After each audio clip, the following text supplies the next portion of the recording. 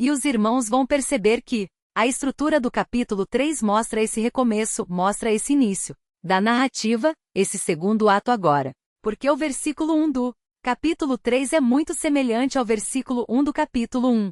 Só que Jonas respondeu no capítulo 1 de uma maneira ao chamado de Deus. E agora Jonas responde de outra maneira, haja visto tudo o que aconteceu até aqui. Então eu quero mostrar para os irmãos, agora nos versículos 1 a 4, nós lemos o capítulo 3 inteiro porque nós precisamos ter em mente o capítulo todo para compreendermos essa introduçãozinha aqui dos versículos 1 a 4, mas essa noite nós estudaremos só os versículos 1 a 4, mesmo terem visto os 10 versículos do capítulo. Mas eu quero mostrar para os irmãos as expressões da graça e da misericórdia de Deus que são temas presentes no livro de Jonas. Existem dois grandes temas que perpassam todo o livro de Jonas. Em primeiro lugar, a soberania de Deus. Nós temos visto isso nas ordens que Deus dá ao profeta Fujão, aqui mesmo tentando fugir não consegue, Deus vai atrás dele, joga ele no mar, captura ele. Com um submarino orgânico, ali um grande peixe leva Jonas de volta e agora dá de novo uma ordem para que Jonas pregue a cidade de Nínive. Nós vemos a soberania de Deus no controle dos animais, tanto aqui do grande peixe como no final nós vemos o verme, a planta crescendo também. Nós vemos o controle de Deus sobre a criação mandando tempestade. Enfim, nós vemos a soberania de Deus absoluta no livro de Jonas. Mas além disso, nós também percebemos a misericórdia de Deus, a graça e a misericórdia de Deus no livro de Jonas. Esse talvez seja um tema que, junto com a soberania de Deus, caminham lado a lado no livro de Jonas, porque o que Jonas deveria fazer era levar uma mensagem aos ninivitas. Os ninivitas se convertem. Isso mostra a misericórdia de Deus estendida a um povo que não era judeu, estendida a um povo gentílico. E nós vemos a misericórdia de Deus, inclusive aplicada ao próprio Jonas, que na iminência de morrer afogado, é resgatado ali por aquele grande peixe, e é preservado ali por 3 dias, de maneira que depois ele é vomitado de novo na praia, e agora nós vemos a misericórdia de Deus reencaminhando Jonas para o seu ofício profético. Então nós percebemos esses dois temas, a soberania de Deus e a misericórdia de Deus. E essa noite, olhando para os versículos 1 a 4, eu quero destacar em especial a graça e a misericórdia de Deus. E eu quero dizer para os irmãos que a graça e a misericórdia de Deus devem nos impulsionar a tomar algumas ações. Quando nós olhamos para a graça e para a misericórdia de Deus na nossa vida, na vida de Jonas, na vida da igreja, na vida de pessoas ao nosso redor, isso deve nos levar a algumas direções, que é o que acontece com o Jonas, é o que acontece com os ninivitas. A graça e a misericórdia de Deus não são atributos, não são verdades que ficam lá no alto. São realidades que chegam muito próximas a nós. Nós sentimos isso na nossa pele, como Jonas sentiu aqui. E baseado nisso, eu preciso primeiro definir com os irmãos o que é graça e o que é misericórdia. São termos muito semelhantes e talvez em alguns contextos até sinônimos. Mas quando nós falamos de graça e misericórdia, eu uma vez ouvi uma distinção que eu achei muito oportuna, que graça é quando Deus nos dá algo que nós não merecemos. Isso é a graça de Deus. E misericórdia é quando Deus não nos dá algo que nós merecemos. Então Jonas, pela sua desobediência, claramente merecia mais do que a vida aqui, depois de todo esse turbilhão que ele passou. Jonas merecia, talvez a morte pela sua desobediência, ali sendo jogado no mar, fruto da sua desobediência, indisciplina na disciplina de Deus. Mas Deus é misericordioso e não dá o que Jonas merece. Da mesma maneira, Deus é misericordioso conosco porque ao nos salvar, Ele não nos deu aquilo que nós merecemos. Isso é misericórdia. Nós merecemos a condenação eterna. Ele nos poupou disso por meio do sacrifício de Cristo. Isso é misericórdia. Mas não apenas isso, nós vemos um Deus também gracioso atuando na vida de Jonas, porque Jonas não apenas recebe a vida, ou tem a vida preservada, como também recebe novamente o seu ofício profético. Lembre-se que Jonas era um profeta conhecido em Israel. Jonas era um profeta que já exercia o seu ministério. E depois dessa desobediência, Deus teria toda a justiça, toda a razão de falar: Jonas, desculpe, mas agora você está demitido. Como diria o Roberto Justus, né? Você está demitido. Sem condições. Veja o grau da sua desobediência. Mas Deus é gracioso e concede a Jonas algo que ele não merecia. Concede de novo seu ministério profético, seu ministério de servir ali a Deus, levando a sua palavra. Então, à luz da graça e da misericórdia de Deus, eu quero mostrar para os irmãos, dos versículos 1 a 4, 3 oportunidades que Deus concede ao homem. A partir da graça e da misericórdia de Deus, nós vamos ver 3 oportunidades que Deus concede ao homem. Os irmãos veem no versículo 1 que a primeira oportunidade que Deus concede ao homem é a chance de recomeçar. Deus concede ao homem a chance de recomeçar. A segunda oportunidade que Deus concede ao homem está aí nos versículos 2 e 3 e é a chance de trabalhar. Deus concede ao homem a chance de trabalhar. Em terceiro lugar, terceira oportunidade que Deus concede ao homem é a chance de arrepender-se. A chance de recomeçar, a chance de trabalhar e a chance de arrepender-se. É claro que essas palavras todas aqui na vida de Jonas, elas estão muito ligadas umas às outras, mas eu quero fazer algumas distinções. Nós vamos caminhando e eu creio que os irmãos vão entender aí melhor quais são essas 3 oportunidades que Deus concede ao homem. Vamos começar então vendo aí a primeira oportunidade que está no versículo 1 e diz respeito à chance de recomeçar. Deus concede ao homem a chance de recomeçar. Veja aí o versículo 1 novamente.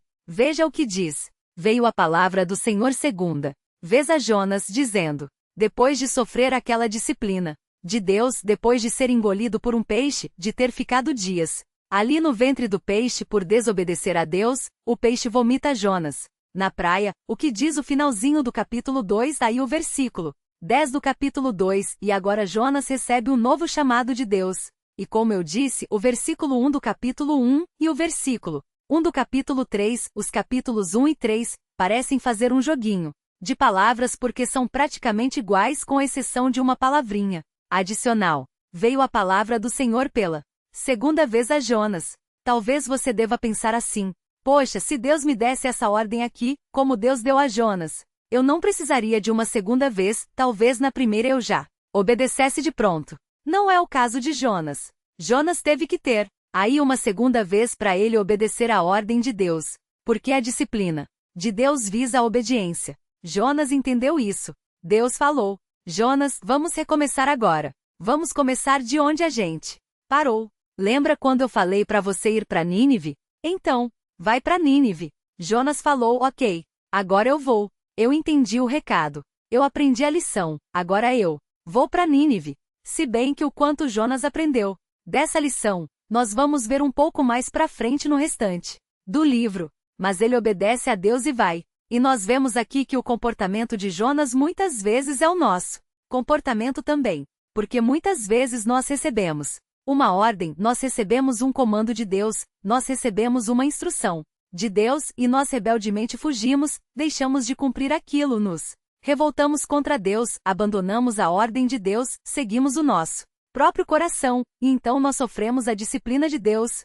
Passamos por apuros como Jonas passou aqui, mas Deus, assim como foi com Jonas, também nos concede a chance de recomeçar. Nós percebemos que essa expressãozinha, que veio a palavra do Senhor segunda vez a Jonas, dizendo, nos lembra que o nosso Deus é um Deus de recomeços. Nosso Deus gosta de recomeços. Quantas vezes na sua história pessoal, você já não seguiu por um caminho que você viu que você não deveria ter ido?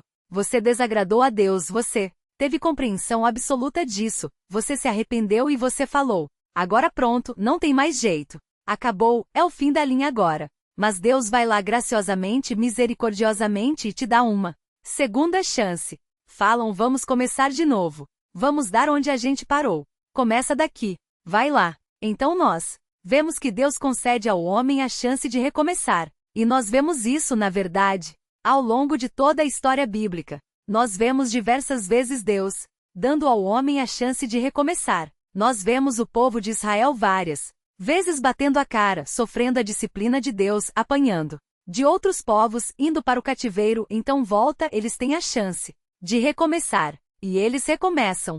E nós também seguimos esse caminho, várias vezes desobedecendo a Deus, várias vezes nos voltando contra o Senhor, quebrando a cara, sofrendo a disciplina de Deus. Mas Deus nos concede a chance de recomeçar. Meus irmãos, isso deve incutir em nós gratidão. Essa expressãozinha aqui, segunda vez, deve nos lembrar que o nosso Deus de recomeços é um Deus que nos concede recomeços, não apenas a Jonas. Isso deve encher o nosso coração de gratidão. Senhor, obrigado porque o Senhor não me fulminou quando eu pequei. Obrigado porque o Senhor me permitiu me arrepender e recomeçar, reconsiderar o meu caminho. Nós vemos nos profetas, várias vezes no Antigo Testamento, os profetas falando: Israel, Judá, considere o seu caminho, volte-se ao Senhor. Há a chance de recomeçar. Nós percebemos isso, e isso se aplica à nossa vida também. Por isso o nosso coração deve se encher de gratidão por um Deus que concede recomeços. Mas nós, diante disso, devemos fazer aqui um lembrete. Sim, o Senhor é um Deus de recomeços. Isso deve encher o nosso coração de gratidão. Isso deve deixar a nossa vida cristã também um pouco mais leve. Nós não precisamos imaginar que a qualquer momento o Senhor vai nos fulminar quando nós cometermos o mínimo pecado. Isso deve deixar a nossa vida cristã mais leve. Mas isso não deve deixar a nossa vida cristã menos temente a Deus. Porque sim, Deus concede segundas chances, Deus concede recomeços. Mas existem momentos na história bíblica em que Deus não concede isso. Porque veja, Deus não é obrigado a dar segundas chances. Nós falamos da misericórdia de Deus, que é não dar aquilo que merecemos, e da graça, que é dar aquilo que não merecemos. E o recomeço se encaixa nesses 2. Nós não merecemos recomeços, Deus nos dá recomeços. E nós somos beneficiados por isso, somos agraciados por isso, mas nós não devemos deixar que isso torne a nossa vida cristã uma vida libertina. Ah, o Senhor não fez isso hoje, então tudo bem. Então eu vou pecar de novo, não tem problema. Eu vou desobedecer de novo. Quando eu era menor, os irmãos, vem essa minha fórmula, essa minha forma esportiva atlética, né? Ele falou: nossa, de onde veio tudo isso? Porque se você me conheceu quando eu era muito pequeno, você vai se lembrar que eu era bem magrinho mesmo. Ele falou: nossa, o que aconteceu com você? Digamos que na minha adolescência eu desenvolvi um apetite muito grande por comida. Comecei a comer muito. E eu me lembro aos domingos que nós íamos na casa da minha avó, e era muito gostoso ir na casa da minha avó, porque a minha avó, ela é uma exímia cozinheira, e ela sabia fazer muito bem 2 pratos. Bolo de prestígio, bolo de chocolate prestígio muito gostoso, molhadinho, uma delícia. E ela fazia muito bem também macarrão com molho bem vermelho e bife à milanesa. Muito bom. Isso explica muita coisa da minha forma física hoje. Isso explica muito do meu processo de crescimento, não só para cima, mas um pouco para os lados também. Mas eu me lembro que por vezes eu exagerava na dose da comida. Estava tão bom que você ia comendo, ia comendo, ia comendo, ia comendo, e você ia comendo. E então eu começava a passar mal. E eu ficava: Senhor, por favor, tira essa dor. Se o Senhor me conceder, eu orava. É sério, eu orava: Senhor, se o Senhor me conceder a graça de tirar essa dor de mim, na semana que vem eu não abuso da comida. Como se o perdão de Deus fosse algum hipoclera ali, né? Alguma coisa assim, um eno, alguma coisa do tipo, né? Aí, obviamente a dor passava e tal, eu era criança ainda. Mas o que aconteceu na semana seguinte? Macarrãozão lá, dando sopa. Eu falava: não posso perder essa oportunidade, só se vive uma vez, né? Eu não sei o que vai acontecer amanhã, né? Então, eu mandava macarrão pra dentro de novo e comia muito. Ficava muito satisfeito. E o que acontecia? Eu passava mal de novo. E o que eu falava? Senhor, me dá mais uma chance. Mais uma. Eu prometo que agora eu não vou fazer isso de novo. E o que aconteceu na semana seguinte? A mesma coisa. Nós não podemos tratar a vida cristã como eu tratava o macarrão da minha avó. Nós não podemos fazer isso. Deus, sim, nos concede segundas chances. Deus nos concede recomeços, mas nós não podemos brincar com Deus. Ao longo da história bíblica, nós vemos Deus sendo rígido muitas vezes, porque Ele quer, às vezes, demonstrar a sua justiça. Nós vemos Moisés guiando o povo, aguentando toda aquela murmuração, e por conta de um deslizezinho, ele não entra na terra prometida. Você fala: não, Senhor, por quê? Deus não tem obrigação de deixar Moisés entrar na terra prometida. Deus não tem. O povo não entrou na terra prometida, com exceção ali de Calebe. Nós vemos isso acontecendo. Mas nós percebemos que o povo de Israel pereceu porque muitas vezes Deus não nos concede recomeços. Muitas vezes Ele concede, muitas vezes Ele não concede. E Ele não tem obrigação de nos conceder segundas chances. Ele foi gracioso e misericordioso com Jonas. Ele é gracioso e misericordioso conosco. Mas nós não devemos abusar disso. Nós devemos sempre manter em equilíbrio a nossa visão sobre a graça e a misericórdia de Deus.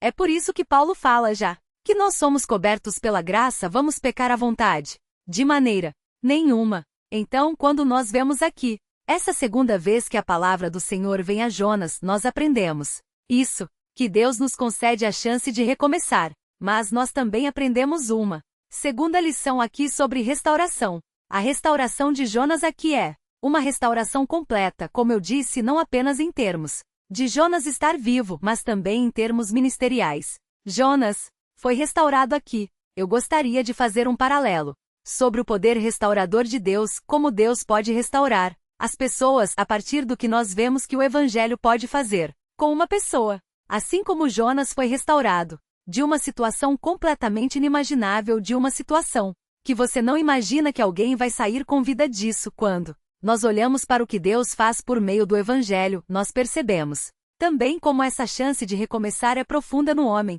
Não é uma chancezinha qualquer, é algo profundo. Quando eu estive no seminário, eu tive a oportunidade de conhecer uma moça jovem, tinha os seus 20 anos, que durante toda a sua adolescência, e agora, ela se converteu, havia pouco tempo, havia uns 2, 3 anos, mas toda a sua adolescência, quase 10 anos, 7 anos, não sei, algo assim, quase uma década, ela havia experimentado o lesbianismo. Ela havia se envolvido fortemente com outras mulheres, e isso era uma marca da vida dela, uma marca muito forte da vida dela. E ela viveu assim. Vivia, entregue a seus próprios desejos, até um dia que ela, indo na igreja, ela ia na igreja, mas não era uma crente, até um dia que, indo na igreja, o Evangelho chegou até ela, e ela ouviu o Evangelho. E o Evangelho imediatamente transformou a vida daquela menina, de maneira que hoje, anos depois, ela já não é mais lésbica, obviamente. Hoje ela é casada com um amigo meu que eu conheci lá no seminário. Hoje ela trabalha ativamente na igreja, era estudante do seminário. Você viu uma transformação completa na pessoa, uma restauração completa. Você vê também ao longo da sua história pessoal, você vai conhecer pessoas, talvez essa seja a sua história, de pessoas que anteriormente eram bandidas pesada, que andavam só com gente de alto calibre ali, gente perigosa, mas que quando teve contato com o Evangelho foi restaurado. Hoje é uma outra pessoa. Nós percebemos então que quando Deus se propõe a restaurar alguém, especialmente olhando agora para o Evangelho, nós percebemos que é uma restauração total. É uma restauração completa, é uma restauração profunda. Não é uma restauração só de aparências. Não é uma restauração só de casca. É uma restauração de núcleo. É uma restauração de conteúdo. É uma restauração de coração. Nós vemos isso de maneira completa. Então, quando nós vemos aqui que Deus concede a Jonas a chance de recomeçar, nós podemos nos lembrar também que Deus nos concede a chance de recomeçar, e muitas vezes esse recomeço é um recomeço drástico. É um recomeço marcante. É um recomeço contrastante, que marca quem nós éramos e quem nós somos agora. Mas é um recomeço que, pela graça e pela misericórdia de Deus, nós podemos desfrutar. Só o Evangelho pode fazer essa transformação, porque só a graça e a misericórdia de Deus podem operar isso na vida de alguém. Então, por isso, nós estamos falando das oportunidades que Deus dá ao homem aqui nos versículos 1 a 4. A primeira é que nós vemos que Deus concede ao homem a oportunidade de recomeçar, mas há uma segunda oportunidade. Está aí nos versículos 2 e 3. Nós podemos perceber essa oportunidade na restauração do ministério de Jonas e do trabalho que Jonas tinha a fazer. Veja aí o que diz os versículos 2 e 3. Dispõe-te, vai à grande cidade de Nínive e proclama contra ela a mensagem que eu te digo. Levantou-se e pôs Jonas e foi a Nínive, segundo a palavra do Senhor. Ora, Nínive era cidade muito importante diante de Deus, e de 3 dias para percorrê-la. Em primeiro lugar, os irmãos devem notar que Deus manda que Jonas vá à mesma cidade. No capítulo 1, no versículo 2, nós vemos a razão pela qual Jonas deveria ir, porque Deus queria mandar uma mensagem para Nínive. A razão No capítulo 1, versículo 2, é porque a maldade de Nínive havia chegado até Deus, havia subido até Deus. E no capítulo 3, no versículo 2, nós não vemos mais a razão. Eu já havia dito a razão para Jonas, mas nós percebemos agora o que era que Jonas deveria pregar. Jonas deveria pregar a mensagem que Deus tinha dado.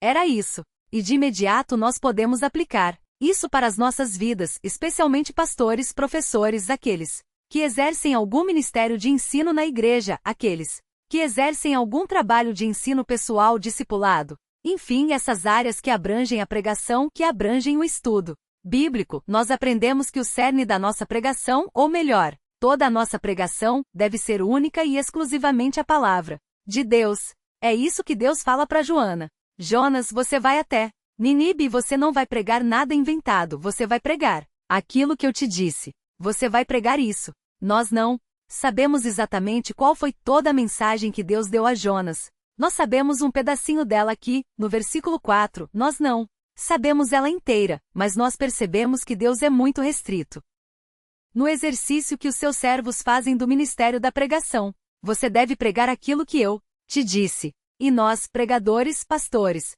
professores, seja daqui, seja do departamento infantil, seja do dever, seja de qualquer outro ambiente, nós temos essa responsabilidade de, como Jonas, pregar única e exclusivamente a palavra de Deus. Nós não temos autorização para modificar essa palavra. Nós não temos nenhuma prerrogativa para modificar essa palavra. Isso é interessante porque, vejam, se você fosse escolher uma palavra, pense bem, recapitule comigo. Os assírios eram terríveis. Eles eram maus, muito maus. Eles eram violentos. E eles não gostavam muito dos judeus. E você é um judeu. E você é enviado para pregar na Assíria, na capital, Nínive. E você chega lá com uma mensagem super delicada falando que Ninivitas vai ser completamente destruída. Não é muito confortável falar isso, né? É um pouco desajeitado, né? Talvez alguma coisa diferente, alguma coisa mais coach, é assim. Sei lá, Ninivitas, acreditem no seu potencial.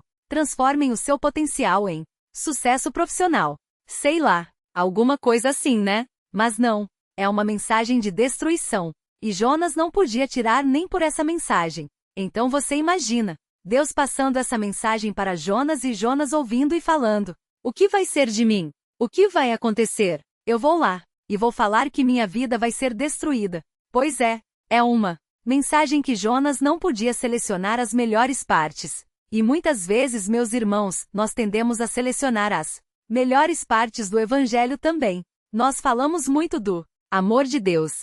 Nós falamos muito da graça de Deus, mas nós falamos pouco da ira de Deus. Nós falamos pouco do juízo de Deus. Nós selecionamos a parte mais agradável. Nós não fazemos o que Deus fala para Jonas fazer. Vai e diz o que eu estou te falando. Nós falamos meias verdades. Eu vou falar isso daqui, mas isso daqui eu vou deixar para um segundo momento. Quando a pessoa estiver um pouco mais madura. Quando ela entender um pouco melhor as coisas. Nós não temos autorização para fazer isso. Nós só podemos selecionar as partes do Evangelho que nós pregamos. Seja aqui para o ensino dos irmãos. Seja na pregação do Evangelho para a evangelização, nós não temos autorização para selecionar partes. Se Deus nos deu a mensagem inteira, e essa mensagem inclui ira, nós vamos falar de ira. Se inclui amor, nós vamos falar de amor. Você também não pode ser aquela pessoa que só fala da ira e não fala do amor. Isso também é tão errado quanto a pessoa que só, cada vez que você fala do Evangelho, é uma bordoada.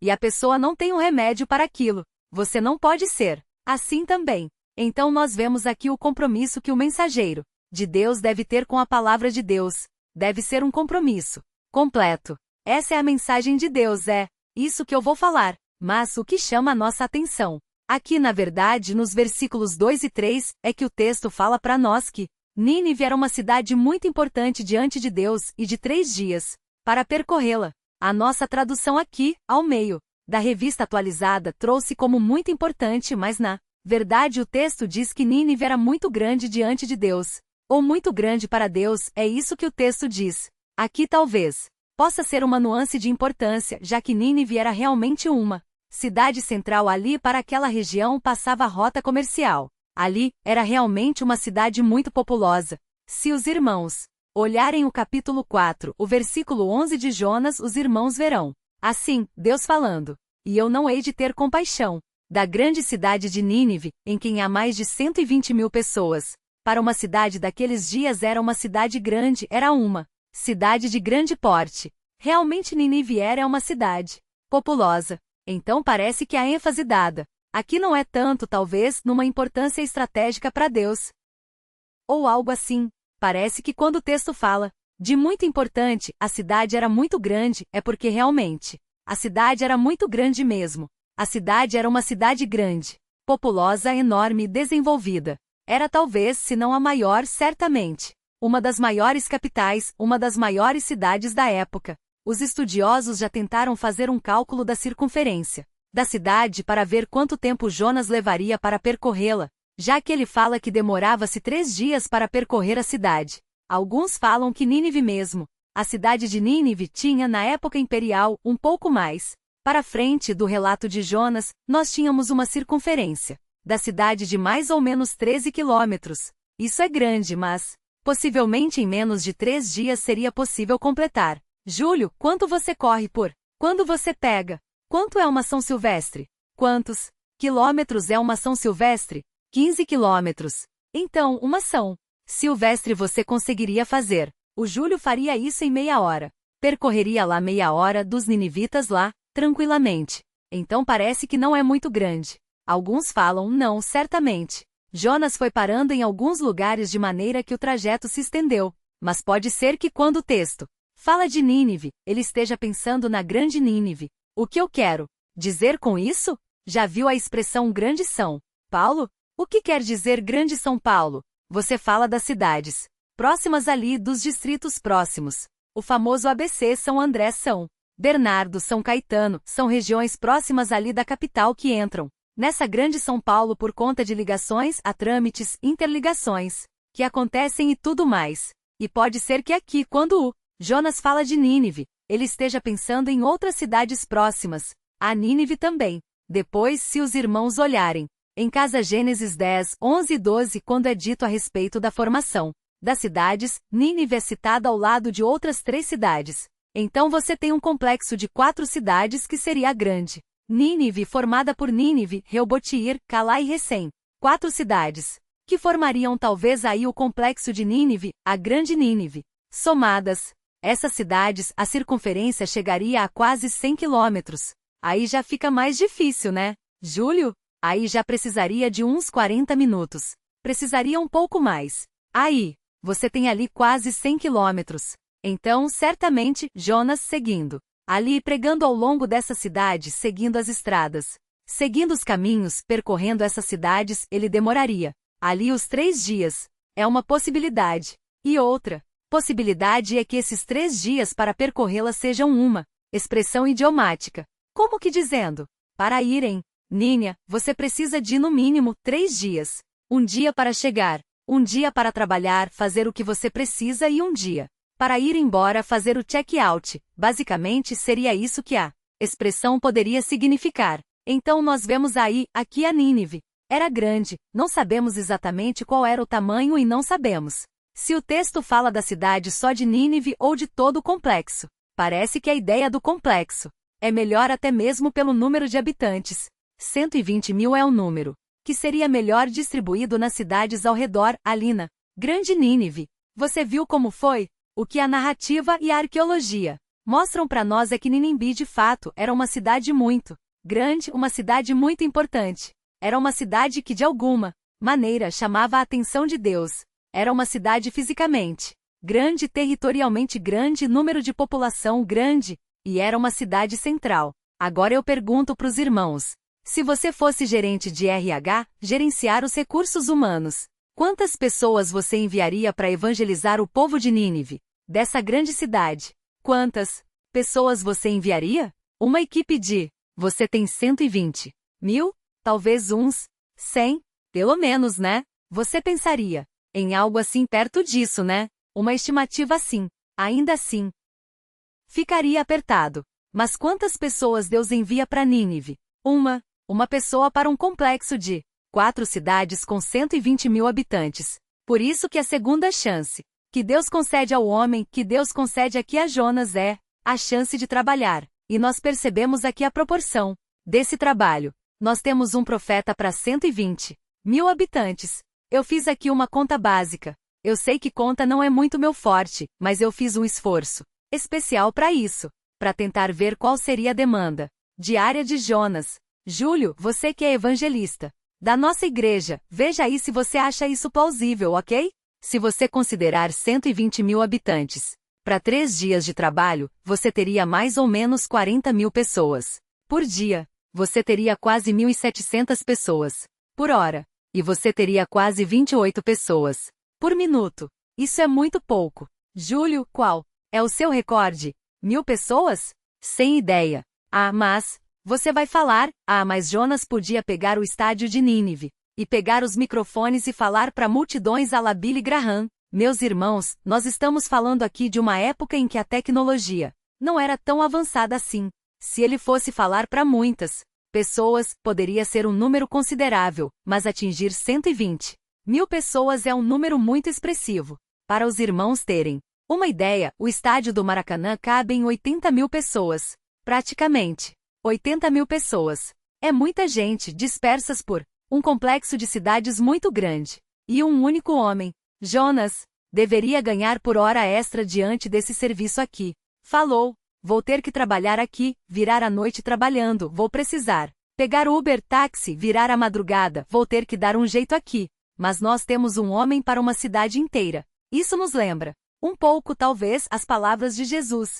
Veja o que Jesus diz em Mateus capítulo 9. Veja o que Jesus diz em Mateus capítulo 9, quando ele vê a demanda de trabalho dos servos de Deus. Deus nos dá a chance de trabalhar duro por ele. Trabalhar num cenário onde a demanda é alta e a mão de obra é pouca. Mas veja o que Jesus diz em Mateus 9, 35 a 38. Veja só, Mateus 9, 35. E percorria Jesus todas as cidades e povoados, ensinando nas sinagogas, pregando o evangelho do reino, e curando toda sorte de doenças e enfermidades. Vendo ele as multidões, compadeceu-se delas, porque estavam aflitas e exaustas, como ovelhas que não têm pastor. E então se dirigiu a seus discípulos. A seara, na verdade, é grande, mas os trabalhadores são poucos. Isso não mudou desde a época de Jonas até hoje. A seara é grande, mas os trabalhadores são poucos. Eu li uma vez uma estimativa. Não sei o quão precisa ela é, mas que levando em conta os missionários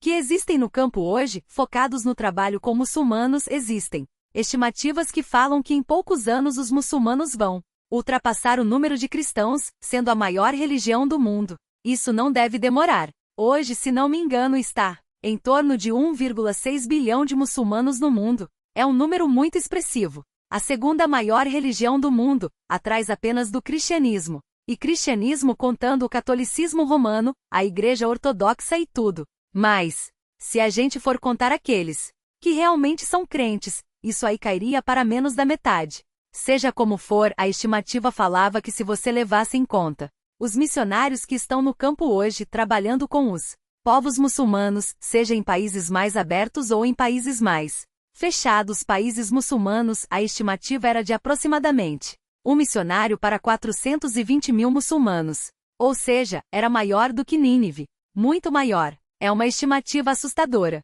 Essa, não tem condições de você imaginar uma coisa dessa. E quando nós olhamos para a mão de obra da igreja local, nós percebemos também isso. Às vezes nós vemos que a nossa igreja, a nossa pequena igreja, tem muitas demandas, mas nós temos uma mão de obra, às vezes, que falta. Falta gente para fazer isso, falta gente para fazer aquilo. E às vezes não é porque não tem irmão se mobilizando, é porque a demanda é muito alta. Nós não conseguimos impactar, às vezes, mais porque nós não temos braço suficiente para ir com o que nós temos. Porque a seara é muito grande, mas os trabalhadores são poucos. Às vezes, nós nos desdobramos para conseguir alcançar alguns objetivos, alcançar alguns alvos. Então essa máxima de um profeta para 4 cidades, ou para uma grande cidade, ainda existe hoje.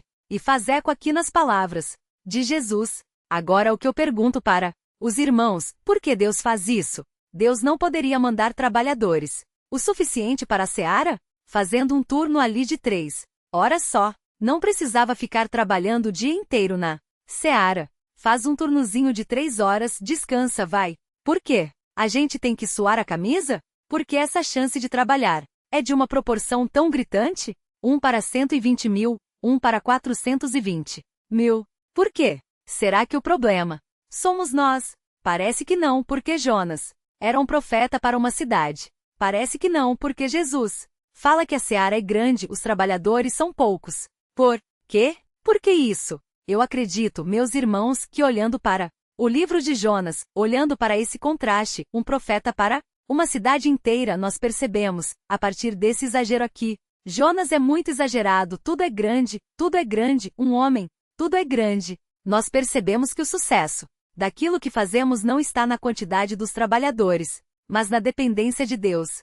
Pode ser um homem, mas esse foi o homem mais bem-sucedido da história, profeta mais bem-sucedido, ironicamente o mais chato, mas foi o profeta mais bem-sucedido da história bíblica. Ele pregou por 3 dias e 120 mil pessoas se converteram. E eu acho engraçado que até os animais entraram na dança. Imagina o boizinho lá, mas por que eu não estou comendo, não estou entendendo nada. O que está acontecendo aqui? Então os animais entraram na dança desse arrependimento nacional. Como nós vamos ver na próxima ocasião em que estivermos em Jonas. Mas nós vemos que um homem deu conta de 120 mil pessoas. Por quê? Porque ele era muito bom. Jonas pregava com uma boa vontade. Não parece esse Jonas que eu conheço. Jonas usava a internet. Por isso ele alcançou 120 mil. Mandou uma corrente no WhatsApp. Se você crer, compartilhe. Se não, só olhe. E aí 120 mil se converteram.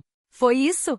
Não, naquela época não tinha internet, não tinha Instagram, não tinha WhatsApp, não tinha nada. Por quê? Como que Jonas conseguiu isso? Porque o sucesso dos servos de Deus, o sucesso do trabalho ao qual nós somos chamados, não depende de nós. Depende de Deus. Então Deus pode chamar um profeta para uma cidade e tranquilamente atingir os seus objetivos ali, sem dificuldade nenhuma. E veja que a situação era diversa. Porque Jonas não queria, Jonas tentou fugir e Jonas era sozinho. Mas ainda assim, o alvo foi atingido. Isso nos lembra das palavras de Paulo, que o poder de Deus se aperfeiçoa na nossa fraqueza. Meus irmãos, nós somos uma igreja pequena. Nossa igreja é uma igreja pequena. Se você comparar com as igrejas que existem por aí, 1.000 membros, 5.000 membros. Mas o impacto que nós temos causado dentro e fora da nossa realidade local aqui, mostra que apesar do nosso tamanho, Deus nos usa, porque é na fraqueza, na nossa pequenez, que ao nos chamar para trabalhar consigo, Deus fala: ok, você é fraco, você é pequeno, mas eu vou fazer grandes coisas por meio de você. É o modus operandi de Deus ao longo da história. Deus escolhe um clã mirradinho, sem ninguém, com gente estéril para fazer com que a descendência dos judeus venha dali. Deus escolhe pessoas que você não imaginaria que poderiam vir alguma coisa de bom e Deus faz vir dali.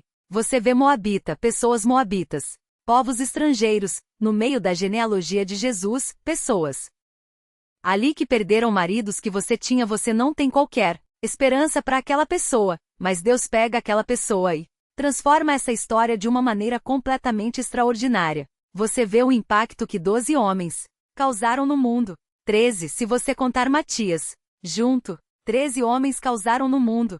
Se nós estamos aqui no Brasil hoje, do outro lado do oceano, os irmãos que vieram de Israel fizeram ali uma viagem de quantas horas? 14 horas de voo, não é? De lá até aqui, se você for contar. De Israel até aqui, foi mais até, atravessando o oceano para que o evangelho chegasse aqui, usando às vezes poucos missionários. Mas por meio desses missionários os irmãos estão aqui hoje. Por quê? Deus usa 1, 2, 3, 4, poucas pessoas para fazer a sua grande obra. Às vezes nós pensamos que Deus nos dá tarefas as quais nós não podemos cumprir, e é bom nós pensarmos assim: Senhor, o Senhor me colocou no meio de uma família incrédula. Festas de final de ano são uma tragédia difícil. Meus primos, meus tios, seus parentes, vivem falando na minha orelha: não aguento, eu não consigo. Com eles, eu não consigo. Eu sou só um contra todos esses. E aí nós nos lembramos de Jonas, 1 para 120.000. E aí você está na faculdade. E você está naquela sala, aquela sala totalmente moral, aquela sala que diz respeito à fé, e você fala: Senhora, eu não aguento. Isso me incomoda, eu não dou conta de lidar com isso.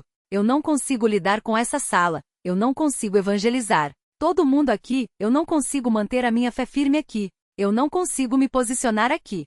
E aí você lembra de Elias, 1 contra 400 profetas de Baal, e você vê que Deus concede sucesso aos seus servos, porque não depende do esforço ou da quantidade humana, mas depende do poder de Deus atuando por meio de seus servos. E isso que acontece aqui que nós vemos no livro de Jonas, deixa isso muito claro para nós. Deus não precisa de nós, Deus não precisava de Jonas, mas Ele concedeu o privilégio de Jonas participar desse grande avivamento, dessa grande conversão coletiva nacional que aconteceu em Nínive. Deus não precisa de nós, mas Deus concede a poucos o privilégio de participar das suas grandes obras. Isso é um privilégio para nós. Isso deve nos levar a um serviço cristão maior, de maior entusiasmo, de maior dinamismo.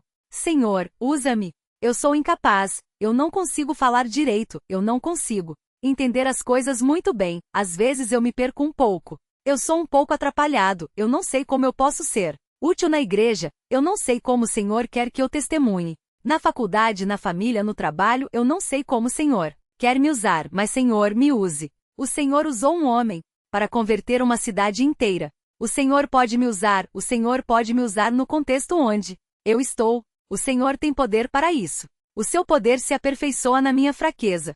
Senhor, eu sou fraco, eu sou só um. Mas o Senhor moveu o coração de 120.000 habitantes. O Senhor pode mover o coração da minha família.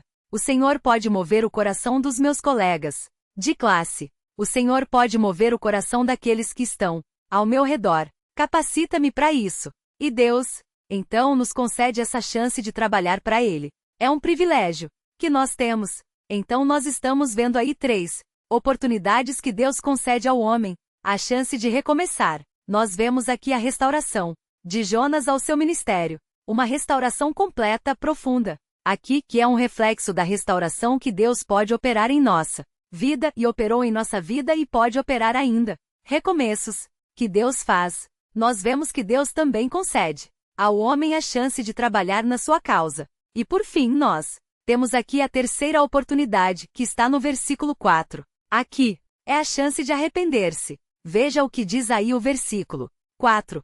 Começou Jonas a percorrer a cidade, caminho de um dia. E pregava e dizia: ainda 40 dias e Nínive será subvertida. O texto nos fala que Jonas começou a pregar no mesmo dia que ele chegou em Nínive. A Jonas já começou a pregar. Nós já sabemos como foi essa pregação, todos. Os termos dessa pregação, como eu disse, certamente foi maior do que o que está escrito aqui, ainda 40 dias em índice de era subvertida, parece que foi maior do que isso. Mas nós sabemos que Jonas de alguma maneira pregou publicamente porque a sua pregação atingiu tanto gente pobre como gente rica. Ou seja, todos os setores da sociedade ouviram a pregação de Jonas. Então, possivelmente, Jonas ia caminhando pregando e as pessoas ouvindo. E aí você começa aquele burburinho, a informação passando adiante, e você tem, então, a cidade toda sabendo do conteúdo da pregação de Jonas, até mesmo o rei, a mais alta hierarquia da cidade.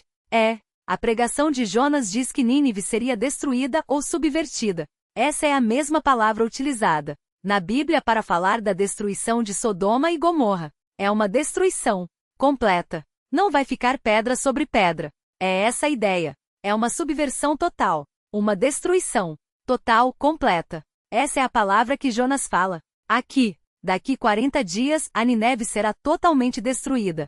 Totalmente.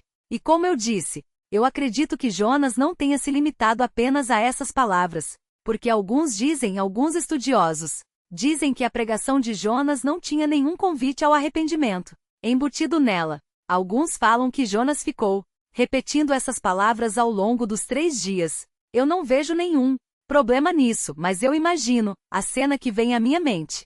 É aquele barulho irritante do carro de som passando, 30 ovos, R$10, 30 ovos, R$10, 30. Chega uma hora que nem aguenta. Ou Car System, esse veículo está sendo roubado, mas ninguém aguenta. Então eu imagino que, aqui nós temos um resumo do que Jonas pregou. Um resumo. Mas, que o ponto principal era, olha, daqui 40 dias Nínive será destruída.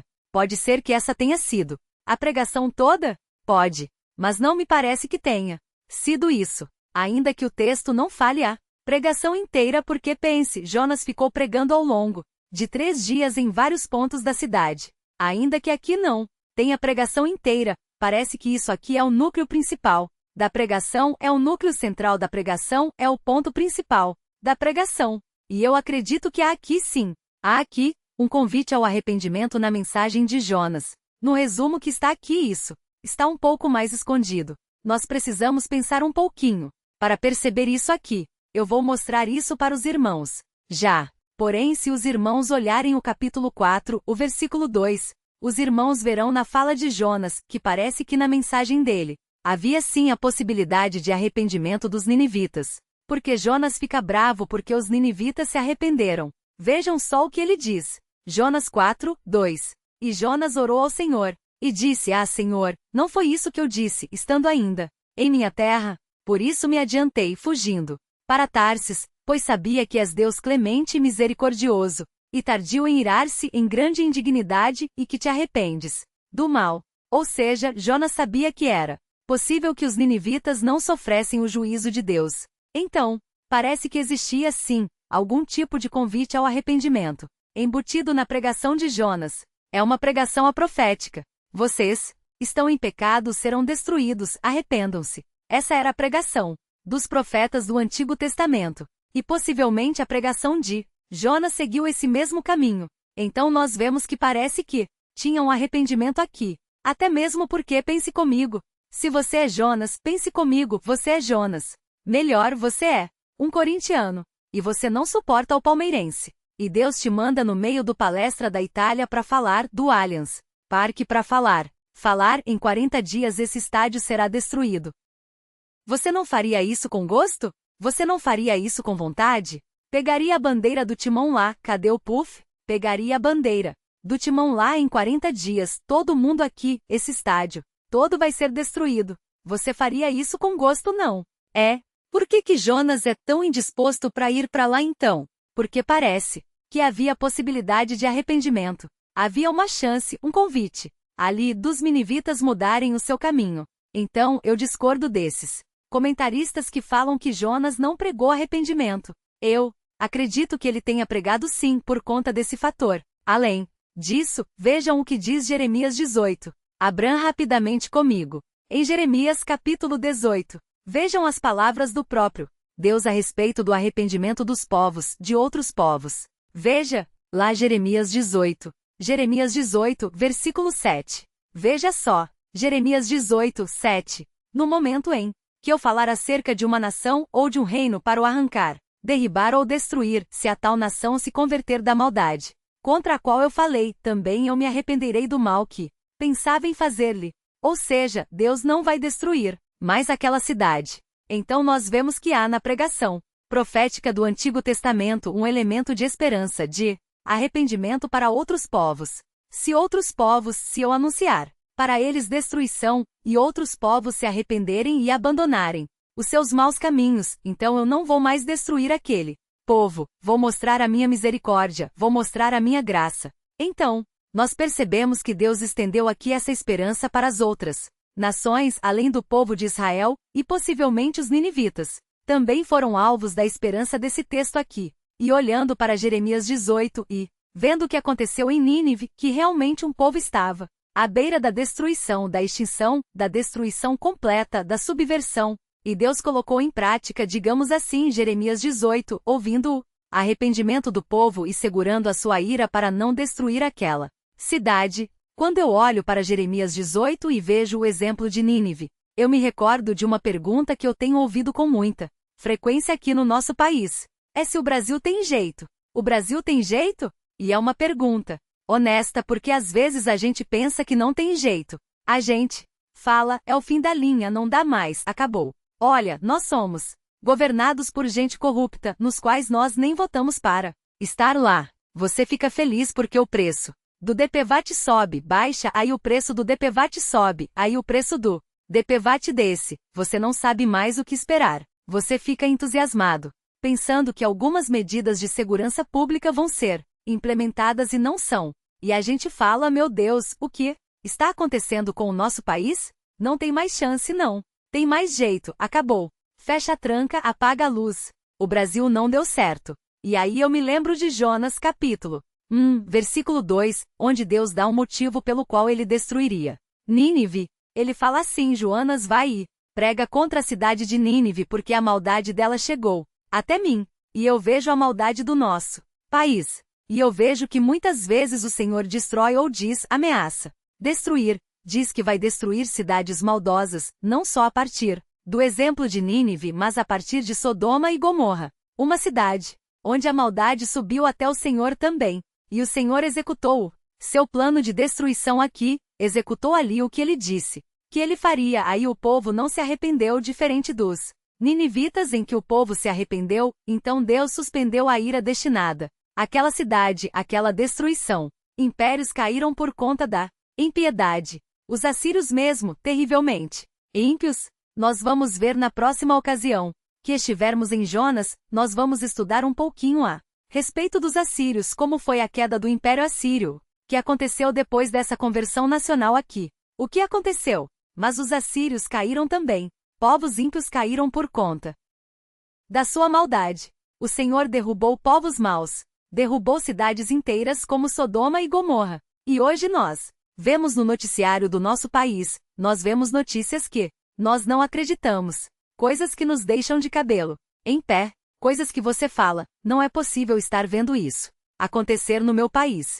Violência em esferas que você desacredita. Discursos que você não imagina poder estar ouvindo. Você fala, não, eu devo estar sonhando, não é possível. Isso não está passando na televisão. Eu não estou vendo esse noticiário, não é possível. E nós ficamos indignados com isso.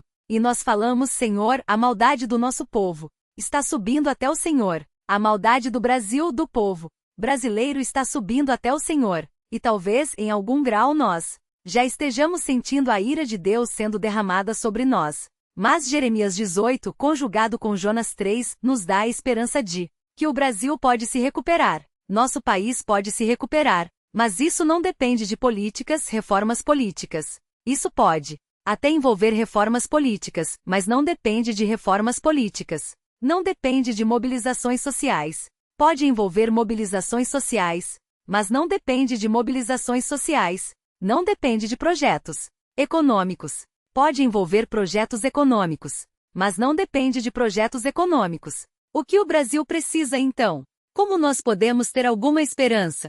Nós podemos ter esperança porque, quando Deus ouve uma nação que está sob seu juízo iminente, Deus ouve essa nação quando ela se arrepende, quando há um arrependimento, quando há uma mudança moral e espiritual promovida pelo próprio Deus, que usa seus servos, claro, usa reis, usa os seus arautos, usa a igreja, mas promovida pelo próprio Deus. É uma mudança que vem de dentro para fora e não de fora para dentro. E eu acredito, queridos, que nós precisamos orar pelo nosso país. Nós podemos, com honestidade bíblica, orar, Senhor, por favor, que Jeremias 18 se aplique ao meu país. Nós podemos fazer isso? Isso se aplicou aos ninivitas, aos auxílios, eles não eram judeus. Por que não pode se aplicar ao brasileiro? Nós somos um povo tão simpático. A gente tem paçoca, batata palha, feijoada. A gente não faz mal pra ninguém. A gente é a capivara do mundo. A pessoa fala que a capivara é um animal simpático, não faz mal pra ninguém. Nós somos uma grande capivara ali, todo mundo gosta da gente e tal. Na paz e amor ali. Por quê? Não, a nossa maldade tem subido até Deus. Meus irmãos, o Brasil tem sido promotor de coisas terríveis, assustadoras, mundo afora. Nós estamos exportando lixo para fora. Eu fico abismado quando eu vejo. Agora as novelas da Globo estão sendo passadas em tantos países da Europa. Eu falo, meu Deus. Eu falo, Senhor, o que está acontecendo com o mundo? Nós estamos exportando. Eu prefiro que a gente exporte soja. Pelo menos é útil, faz bem. Mas não, nós estamos exportando mal. E meus irmãos, a ira de Deus pesa sobre nações ímpias. Pesa. Mas Jeremias 18 fala: se a nação contra a qual eu emitir um juízo se arrepender, e mudar o seu caminho, então eu não vou destruir mais aquela nação. Nós podemos orar: Senhor, muda o coração do nosso país. Faz uma reforma de dentro para fora que Paulo Guedes, Bolsonaro, Amoedo, ninguém consegue fazer. Faz uma reforma moral, uma reforma espiritual. E isso deve começar aqui dentro do seu povo. Isso deve começar dentro da igreja. Nós devemos pedir que o Senhor nos avive, não no sentido pentecostal da palavra, não no sentido emocionalista da palavra, mas no sentido de um fogo que nos leve a trabalhar pelo Senhor com maior intensidade, que nós obedeçamos ao Senhor com maior comprometimento e que a partir daqui nós incendiemos o nosso país e que o Senhor mude corações. Deus usou o seu arauto para mudar uma cidade. Deus pode usar hoje os seus arautos para mudar um país. Isso pode acontecer ainda hoje. Talvez isso fique um pouco distante do nosso horizonte, mas Jonas mostra que isso é possível. E Jeremias também mostra que isso é possível. Senhor, traga um avivamento, um temor maior para o seu povo, e traga uma sensibilização moral para aqueles que são de fora, pela sua graça comum, pela atuação do seu Espírito, que a lei que existe no coração dos incrédulos, até dos incrédulos, que essa lei grite dentro deles, de maneira que eles não aprovem o aborto, de maneira que eles não aprovem o adultério, de maneira que eles não aprovem a corrupção. É possível. Isso é possível. O Senhor prometeu que se um povo ouve ao juiz iminente, se arrepende, o Senhor não pune esse povo. O Senhor faça isso com o nosso país, antes que seja tarde demais.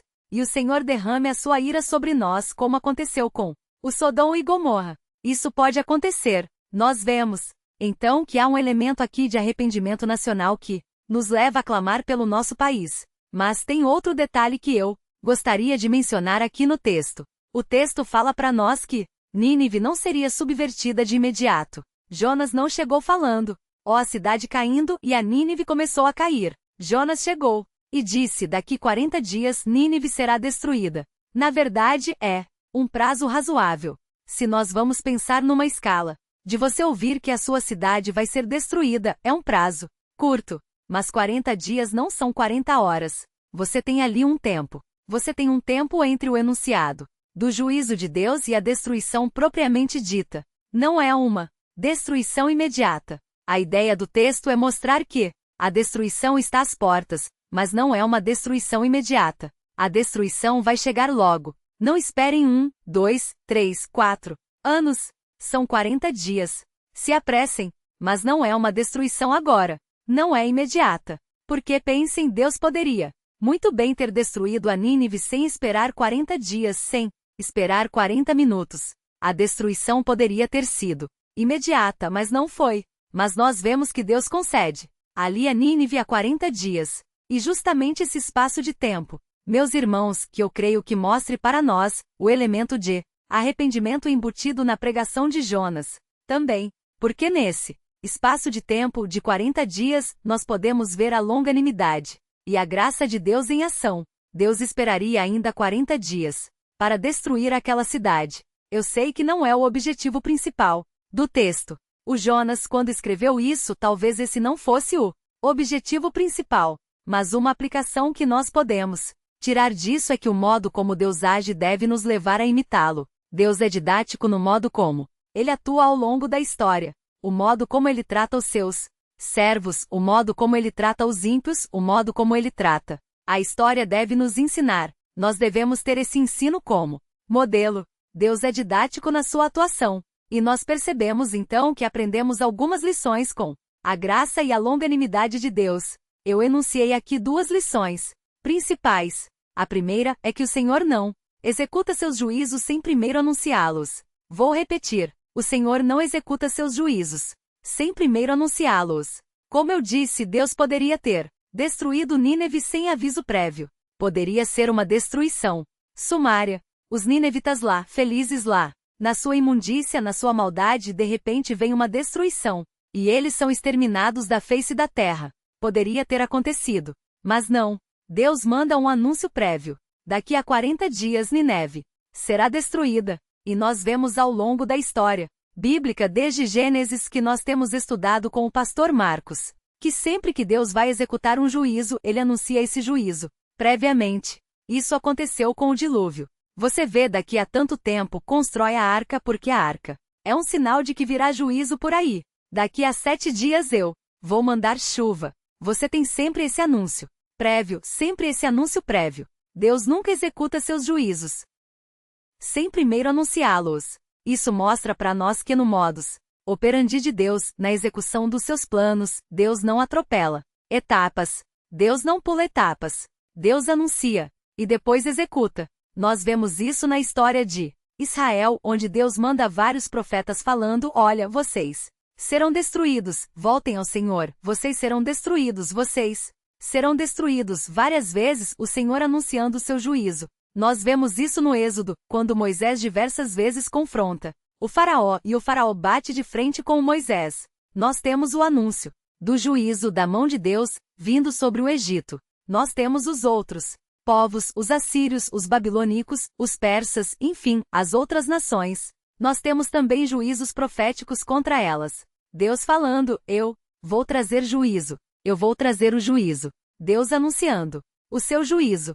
E até mesmo na vida da igreja, nós percebemos um pouco isso. Porque no processo disciplinar, a exclusão do membro da igreja não é a primeira etapa. Você tem uma espécie de anúncio prévio também. Vá você e ele e exorte. Ele falando: olha, você precisa se arrepender. Senão nós vamos seguir na disciplina. Há uma espécie de anúncio prévio. Também é o modus operandi de Deus de anunciar os seus planos que serão executados. Agora, o que é interessante dos ninivitas aqui é que eles se arrependeram, não precisou nem executar o plano, eles se arrependeram já no anúncio. O anúncio chegou. Ele disse: não, tudo bem, não tem problema. Vamos então parar por aqui. Vamos voltar, a gente se arrepender. E tá tudo tranquilo, tá tudo certo. Nós não precisamos seguir adiante. Isso é bom.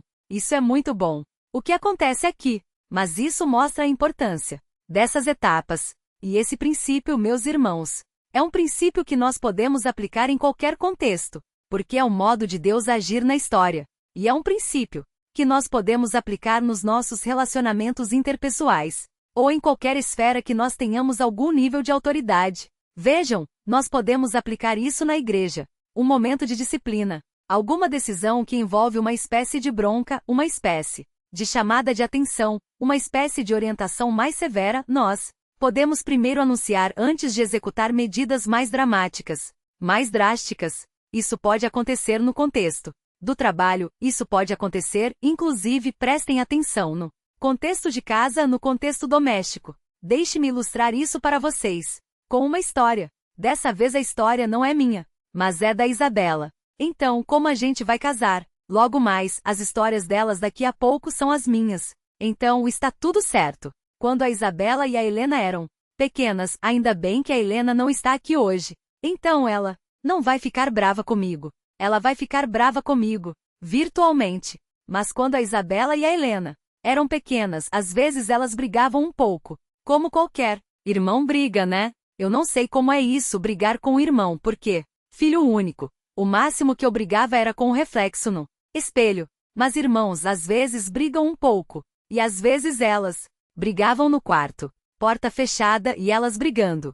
E os irmãos sabem que às vezes quando criança, especialmente, duas meninas começam a brigar, o volume vai subindo. E o pastor Marcos ouvia o volume da briga. E ele então pegava o cinto, abria a porta e colocava a cinta na porta e saía. Sabe o que é isso? Daqui a 40 minutos, Nínive será destruída. É o anúncio prévio.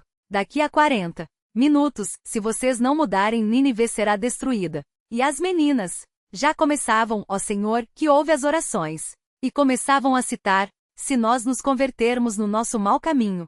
É o anúncio prévio. É um contexto pequeno de disciplina doméstica, mas nos ensina um pouco. Nós podemos anunciar um juízo antes de executá-lo e devemos. Olha, se você não se comportar, você vai apanhar. Se você não se arrepender do que você fez, é você obrigado a te disciplinar. É assim que Deus age na história. É assim que ele agiu aqui com os ninivitas. É assim que ele age com o seu povo. Devemos agir da mesma maneira. Olha, se você não se comportar, o caldo vai engrossar. Se você não se comportar em casa, a gente conversa. Esse é outro tipo de anúncio. Também existem vários tipos. Os anúncios são variados. Você tem liberdade para mudar, mas a questão é anunciar. Nós percebemos isso. É uma aplicação dessa verdade, desse princípio que nós aprendemos aqui, olhando para o modo como Deus age com Nínive, do modo como Deus age ao longo da história do Antigo Testamento. Mas nós aprendemos uma segunda lição. Como eu disse, são duas. Em primeiro lugar, que Deus não executa seus planos, seus juízos, sem primeiro anunciá-los. Ainda que pudesse, ele escolheu não fazer, ele anuncia. E a segunda lição é que o Senhor é longânimo na execução dos seus juízos. Vejam o que diz Apocalipse, capítulo 2. Apocalipse, capítulo 2. Vejam como a longanimidade de Deus é expressa no trato da igreja de Tiatira, uma igreja que abraçava a imoralidade, uma igreja que permitia que no seu meio fosse praticada a imoralidade. E vejam o que Jesus diz para a igreja de Tiatira em Apocalipse 2, versículo 18. Vejam só, ao anjo da igreja, a gente atira e escreve: essas coisas diz o Filho de Deus. Apocalipse 2, 18. Essas coisas diz o Filho de Deus, que tem os olhos como chama de fogo e os pés semelhantes ao bronze polido. Conheço as tuas obras, o teu amor, a tua fé, o teu serviço, a tua perseverança e as tuas últimas obras, mais numerosas que as primeiras. Tenho, porém, contra ti o tolerares a essa mulher de Isabel que a si mesma se declara profetiza. Não somente ensine, mas ainda seduz os meus servos a praticarem a prostituição e a comerem coisas sacrificadas aos ídolos. É um estado de condenação que essa igreja vivia aqui. Ela deveria expulsar o mal do meio dela, mas ela abraçava o mal. E veja o que diz agora o versículo 21. Dei-lhe tempo para que se arrependesse. O Senhor deu tempo. Dê-lhe tempo para que se arrependesse. Ela, todavia, não quer arrepender-se da sua prostituição. Eis que a prosto de cama bem, como em grande tribulação os que com ela adotaram, caso não se arrependam das obras que ela incita. Matarei os seus filhos. E todas as igrejas conhecerão que eu sou aquele que sou das mentes e corações, e vos darei a cada um segundo as vossas obras. Havia doutrina ruim, doutrina errada dentro da igreja. Doutrina que levava a uma vida torta. Mas Deus não destruiu aquela igreja. Deus não colocou para fora de imediato aquela situação. Deus não trouxe ira, juízo, disciplina de imediato sobre aquele povo. Porque o texto diz que Deus deu tempo. Para quê? Para que ele se arrependesse. Deus dá tempo. Isso mostra a paciência de Deus. Existem outros textos que mostram isso. Números 14 e 18 dizem: o Senhor é tardio em irar-se e grande em misericórdia. O Salmo 86, 15 diz: mas tu, Senhor, és um Deus compassivo e benigno, paciente, grande em misericórdia e verdade. Segundo a Pedro 3, 9 diz: o Senhor não retarda a sua promessa, ainda que alguns a considerem demorada. Mas ele é paciente convosco e não quer que ninguém pereça, mas que todos venham a se arrepender. Deus é paciente. Deus dá tempo. E você quer ser o estouradinho. Você não dá tempo para ninguém. Você não permite que as pessoas reflitam com o tempo e se arrependam. Você quer resultados imediatos de tudo que você faz. Você não dá tempo, você não aprendeu. Com Deus, existem momentos em que Deus é incisivo. E existem momentos em que Deus não dá tempo. Existem momentos que nós devemos agir assim, sem dar tempo. Mas quando nós olhamos para a nossa própria vida, e quando nós olhamos para o relato bíblico como um todo, nós vemos que Deus é muito longânimo, e que Deus dá muito tempo. E nós devemos aprender com isso. Meus irmãos, nós não podemos ser pessoas estouradinhas, pessoas sem paciência, pessoas de pavio curto. Isso não é personalidade. Isso é pecado. Isso não condiz com o caráter de Deus, que é um Deus longânimo, é um Deus paciente, é um Deus que dá 40 dias a Nínive, é um Deus que dá tempo para a igreja de Tiatira, e é um Deus que concedeu tempo para que você não morresse no ventre da sua mãe sem ouvir do Evangelho. É um Deus que dá tempo. Nós precisamos aprender com o nosso Senhor. Agora, para nós terminarmos, meus irmãos, eu quero dizer algo. Nós estamos falando que a terceira chance que Deus dá ao homem é a chance de arrepender-se. E eu acredito que os ninivitas têm uma vantagem sobre nós. Uma vantagem muito objetiva. Eles têm uma vantagem que a gente não tem. Melhor, eles têm uma informação que a gente não tem. Eles sabiam dali exatamente quanto tempo eles seriam destruídos. Você não sabe quanto tempo mais você tem de vida. Os ninivitas sabiam.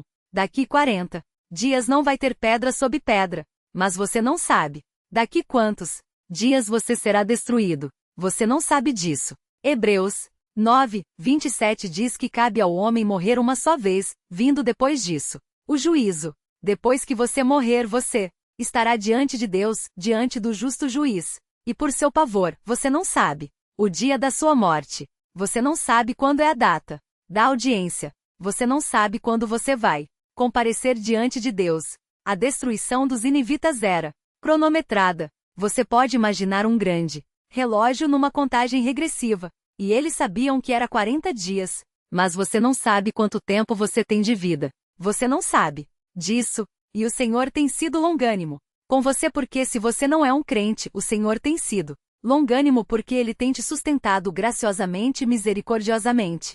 Apesar da sua impiedade, apesar do seu pecado, apesar da sua rebeldia, Ele tem te sustentado e Ele tem te dado a oportunidade, a chance de se arrepender. É isso que nós estamos falando. Aqui é a chance. Deus tem te dado essa chance. E você não sabe quando você vai comparecer diante de Deus, mas Deus tem feito com que você permaneça aqui, ouvindo o Evangelho. E hoje, meus irmãos, hoje, se você é um crente, você deve ouvir essa exortação e abandonar o seu pecado, porque Deus está te dando a chance de se arrepender do seu pecado. E se você não é um crente, você tem que abandonar o seu pecado. Você tem que nesta noite lembrar que você ouviu da ira de Deus. E esse é o anúncio prévio que Deus faz. Deus anunciou já o seu juízo na sua vida por meio deste Jonas que vos fala. Você que está nos ouvindo pela transmissão, por qualquer lugar que está aqui, você não é um crente, você é um ninivita que está ouvindo Jonas falar. Mas eu não sei daqui a quantos dias você será destruído. Eu não sei daqui a quantos dias o juízo de Deus vai recair sobre você. Eu não sei. Eu não sei daqui a quanto tempo você se encontrará com o santo, o justo juízo. Eu não sei. Por isso, arrependa-se hoje, creia em Cristo hoje, para que a sua história seja semelhante à história dos ninivitas, de um Deus que ouve e derrama graça e misericórdia, e ouve o arrependimento, e ouve o clamor. Você precisa de conversão, você precisa do Evangelho, você precisa de Cristo. Você não sabe o momento que você vai fechar os seus olhos aqui e abri-los na eternidade. Os ninivitas sabiam. Eles têm uma vantagem sobre você. Por isso não desperdice essa oportunidade. Você ouviu o aviso prévio. O aviso prévio diz de uma ira eterna. O inferno eterno longe de Deus. Ouça essa exortação. Ouça esse anúncio prévio. E aproveite da graça e da longanimidade que Deus tem derramado sobre a sua vida. E se converta ao Senhor, como os ninivitas fizeram. Se você é um crente, abandone o seu pecado. Se você tem vivido uma vida de pecado, uma vida longe do Evangelho, se você tem áreas da sua vida que você precisa consagrar a Deus, que você precisa retornar aos trilhos da palavra de Deus, você ouviu hoje esse chamado. Não desperdice a graça e a longanimidade de Deus. Não barateie os recomeços que Deus te dá, porque pode chegar um momento em que Deus vai falar: chega, eu te dei muita graça e muita misericórdia, e agora eu vou mostrar a minha justiça também. E Deus pode fazer isso. Não brinque com a graça de Deus. Não brinque com a misericórdia de Deus. Jonas mostra para nós expressões disso a partir de 3 oportunidades. Deus nos dá a chance de recomeçar. Deus nos dá a chance de trabalhar. E Deus nos dá a chance de arrependermos-nos. Vamos orar a Deus. Senhor, nós te agradecemos pelo seu cuidado, nós te agradecemos pela sua misericórdia e pela sua graça em nossa vida. Obrigado porque o Senhor nos dá a chance de recomeçar, Pai. Obrigado porque o Senhor fez a nossa vida nova, o Senhor nos regenerou, de maneira que o Senhor não apenas nos tirou da morte e nos deu vida, mas também agora nos dá a chance de trabalhar ao Senhor. Obrigado, porque isso também é fruto da sua graça e da sua misericórdia, porque o Senhor não precisaria da nossa mão de obra, mas o Senhor escolheu-nos usar poucas pessoas para os seus grandes projetos, para as suas grandes obras. Obrigado por isso. E obrigado, Pai, porque nós, crentes, temos a chance de confessar os nossos pecados, certos de que o Senhor nos ouve e nos purifica e nos torna limpos. E obrigado, porque aqueles que não são crentes também têm a oportunidade e a chance de se arrepender, Pai. E esse convite é feito toda vez que o Evangelho é pregado.